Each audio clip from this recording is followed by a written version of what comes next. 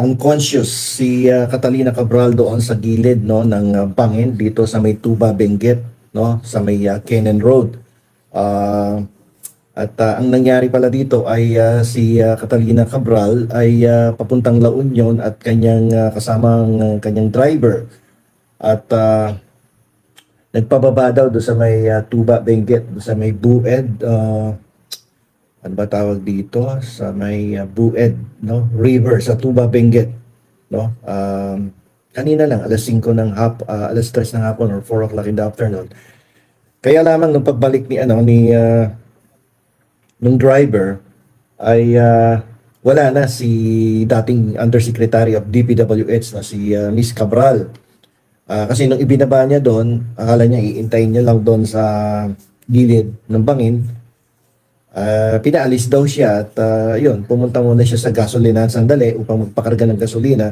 Pero nung binalikan niya si Yusek ay wala na roon. Kaya ang ginawa ng driver ay nagpunta sa hotel kung saan naka-check-in ng dating undersecretary ng DPWH. Pero hindi niya nakita ron at ang lumalabas ay nawawala siya, no? Hindi niya makita. Nag-report na siya sa Tuba Police Station upang tulungan siyang hanapin ang kanyang bossing. Yun nga, nakakahanap nila, yun nakita na yung katawan ni Cabral sa gilid ng Bued River sa Tuba Benguet. At nakita yung kanyang katawan sa ilalim ng isang matarik na bahagi ng Kenan Road. So doon sa paunang pagsusuri ng scene of the crime operatives, may mga tinamong sugat at bali sa katawan yung dating opisyal ng DPWH na hinihina ng sanhi ng pagkakahulog niya mula doon sa mataas na lugar sa Kenan Road.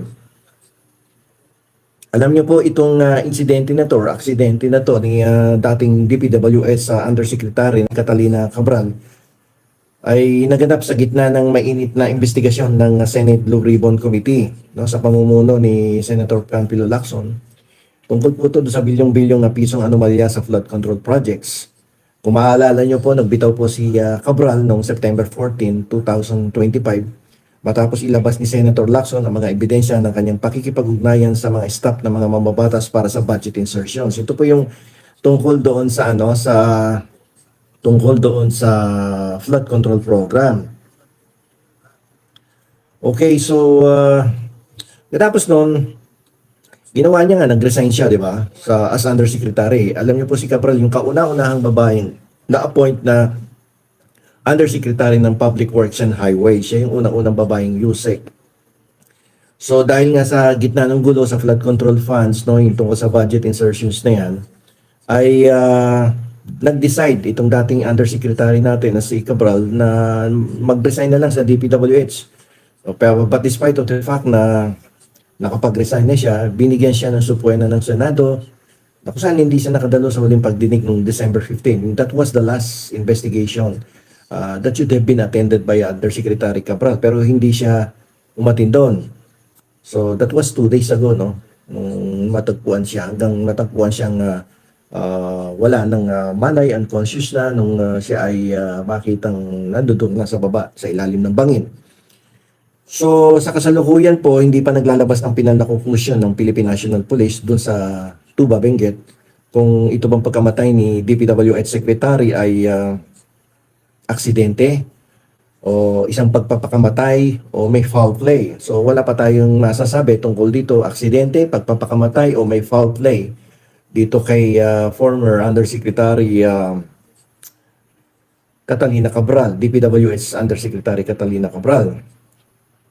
Pag tingnan natin kung may foul play jury, marami ang nagdududa kung may kinalaman ng mga big personalities na idinadamage siya sa flood control scam.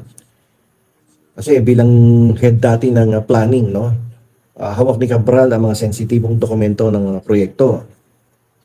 Sa kasalukuyan po ay isinasailalim pa ang kanyang labi sa masusing autopsy sa Baguio City upang malaman kung siya ay pumanaw na bago pa man nahulog sa bangin o kung ang pagkahulog ang mismong naging sanhi ng kanyang kamatayan.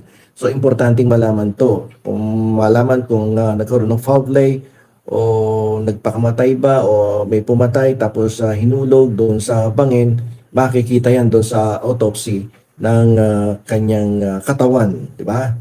So alalahanin po natin noong September 14 ng taong kasalukuyan, nagbitaw po yang si former Undersecretary for Public Works and Highways sa gitna ng budget scandal. September 14 nagbitiw si Cabral sa DPWH sa gitna ng budget scandal. Noong November 14 po this year, binunyag sa Senado ang kanyang control sa pag-insert ng pondo sa National Expenditure Program. So medyo umiinit na yung kanyang pangalan sa investigation. And then on December 15, 2025 this year, also sana nakatakda siyang humarap sa isang investigation na sinasagawan ng Blue Ribbon Committee. Kaso dito, hindi siya umatina dito sa pagdinig na to ng Senate Blue Ribbon Committee. At kaninang kahapon, December 17, nagpunta sila dyan sa La Union, sa Baguio. At habang bumabaybay doon sa may Cannon Road, ayon sa balita, ang nabasa ko doon sa Bilyonaryo News Channel, nagpababa dyan sa may bandang Tuba Benguet sa may Cannon Road. At nung nakababa, pinaalis yung driver. At yung driver, since pinaalis siya, ginawa niya, nagpakarga muna ng gasolina doon sa pinakamalapit na gasolinahan. Pero nung binalikan niya, hindi niya na makita si Yusek Cabral at ang ginawa niya, pinuntahan niya doon sa hotel. Pero hindi din niya natagpuan sa hotel. So inikutan niya uli at hanggang dumating sa punto na siya ay inireport na ng driver ang pagkawala ni Yusek Cabral. Pero lumalabas na after several hours nga natagpuan doon sa may gilid ng bangin ang lalim mga nasa 60 to 90 feet. Medyo malalim to doon sa gilid ng Cannon Road, doon sa bangin.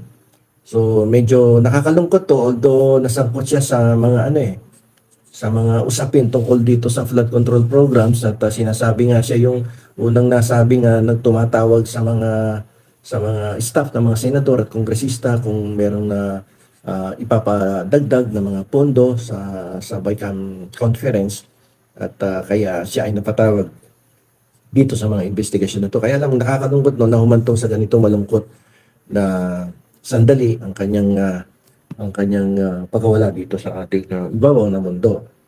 At siguro na pressure yung tao kasi it could have been the result of psychological and siguro yung physical distress dito kung ikaw yung may involved dito sa ganitong klaseng kaso na bilyon-bilyon ang iniimbestigahan ng Senado nitong Commission for infrastructure, no? Yung nag-iimbestiga dito tungkol dito sa flood control program. Talagang may stress ka dito at kung may hina-hina ang loob mo at tapos may mga malalaking politikong involved dito na nape-pressure ka na wag mong sasabihin ang mga pangalan namin dyan. Otherwise, baka may masama. Siguro may nagbabanta na rin sa kanya dito. Kasi ako duda ko, personal lang, no? Bakit bumaba ka doon sa may Cannon Road, sa may bangin, pagkatapos pinaalis mo yung driver mo, mukhang nakakaduda yung ganon. So, baka walang foul play dito, baka itong tao na to ay medyo naipit na, no? Gulong-gulo na isip nito. Baka to hindi na napagkakatulog to dahil sa ganyang kalaking problema, syempre. At ang kinakasangkutan niyang kaso ay napakalaki, multi-billion pesos. Anomaly itong kinasasangkutan niya. Kaya yung iba, pag ganito, medyo nakakatakot na rin. Na baka mamaya hindi kayanin ng isipan, ng katawan, no? Nakakaisip tuloy na gumawa ng hindi mabuti para sa kanyang sarili.